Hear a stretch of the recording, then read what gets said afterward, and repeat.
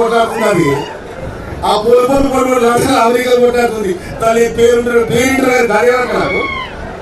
అయితే కాంగ్రెస్ పార్టీ ఘనమైన 130 సంవత్సరాల చరిత్ర కలిగిన పార్టీ. ఇంకొక మాట చెప్తాం మీకు, బీద కింద పడితే ఏమైతే సోయమైంది అదే కదా, బీద కింద పడి సోయ పెడుతుంది. ఆ సోయ పోతే ఆ సోయ తీసుకొని నీళ్ళు పోసుకోవచ్చు. గాజు కింద పడితే ఏమైతే చెప్పి పక్కన అయిపోయింది. ముక్కలు చందీర ప్రాంతంలో ఉండదు ఆయన ఎక్కువ చేస్తారు. కాంగ్రెస్ పార్టీ ఏంటిది? దీనే గాజు ఏంటిది? బోధనగడ పార్టీ ఏంటది?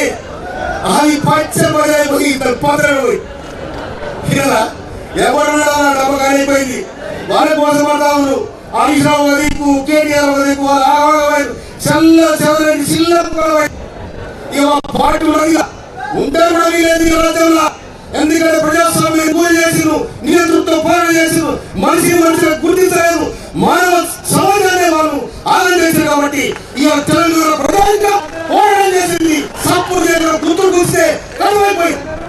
ఆకోసం మిత్రులారా, రేపు 13 తారీఖు నాడు, మే 13 తారీఖు నాడు భారతదేశంలో నేతృత్వానికి, భారతదేశ దోపిడీదారులకు, భారతదేశ సంరక్షకులకు జరుగుతున్న పోరాటం ఇది. ఈ పోరాటంలో మనం ఏ పక్కన ఉన్నాము అందరి చేతులు ఎవరైనా మనం చెప్తున్నాడు. మనమందరం కూడా కిరణ్ కుమార్ రెడ్డి ఇంకొక మాట, ఇవాళ రాహుల్ గాంధీ కాశ్మీర్ నుండి కన్యాకుమారి వరకు ఎక్కడెక్కడ ప్రయాణం చేసిండు. నువ్వు యాదగిరిలో చెప్పాను మోడీ ఒక రోడ్ వేసిండు. రోడ్డు ఇట్లా ఏందని రోడ్డే పోతే ఇవాళ పోతావు. కానీ నీ సోకులు, నీ చిరాకులు ఇవన్నీ పనికిరావు. రాహుల్ గాంధీ రాడు చేయమండి 10 ఏళ్ల కింద రాహుల్ గాంధీ రాదు కదా. అయితే చెప్పేది తెలంగాణ నేనే తెచ్చినట్టు ఎక్కడ తెచ్చే ప్రభాకర్ రాజగోపాల్ రెడ్డి గారు ఆయన పార్లమెంట్ సభ్యులు ఉన్నారు. దాంతో తలుపు పెట్టారు. మీరేం తెచ్చి చెప్పిగా మీరేం తెచ్చారు?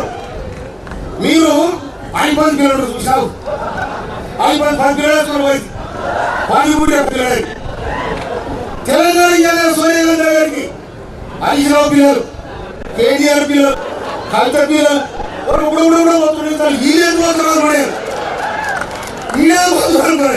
పోయి తప్పుడు సోనియా గాంధీ కాలువ కాలని చెప్పారు.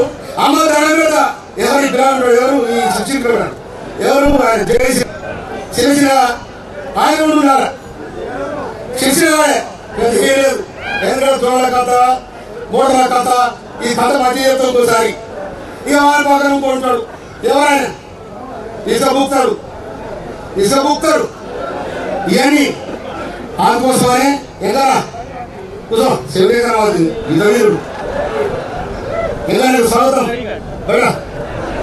అయితే పోయిన తర్వాత ఈ ఫోన్లు వేసుకొని పోతున్నాను అనుకో. నేను పోయి చరిత్రలు ఉన్నాయంటే, చరిత్ర సృష్టించాలంటే నేను ఇంకొక మాట కూడా చెప్తున్నా. తెలంగాణ ప్రజానికం కేసీఆర్ మంచి అవకాశం ఇచ్చింది. నువ్వు ఈ చరిత్ర నిలబడని చెప్పారు. కానీ ఆయన ఏడ నిలబడ్డాడు? బిడ్డ తీసుకుపోయి కేజ్రీవాల్ దగ్గర నిలబెట్టిండు. వాళ్ళు తీసుకుపోయి ఏడ శరణ్ నిలబెట్టిండు. కాళేశ్వరం కూలిపోయింది. చెప్పేది నువ్వు కాళేశ్వరం కాడ అల్లు పోయి 3 రోజులు పోతారు సాగు వేసుకొని.